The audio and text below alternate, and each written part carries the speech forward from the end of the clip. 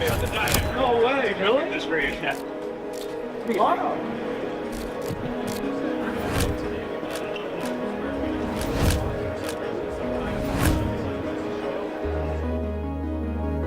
OneX AI team and NVIDIA Gear are both super determined to bring general-purpose humanoid robots into the world. We think that by swapping notes on how to solve autonomy problems on Neo, we can dramatically accelerate the timeline for bringing Neo into people's homes.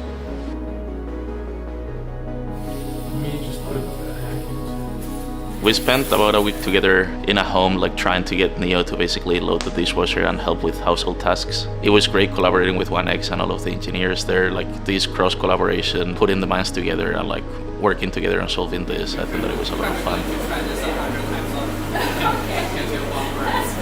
It's amazing like how fast we can get this done. It's like in 1 week. It's the first time I saw the policy working and it can do like the handover, which we don't expect that happen. That's the moment like I feel like, hey, we can do it.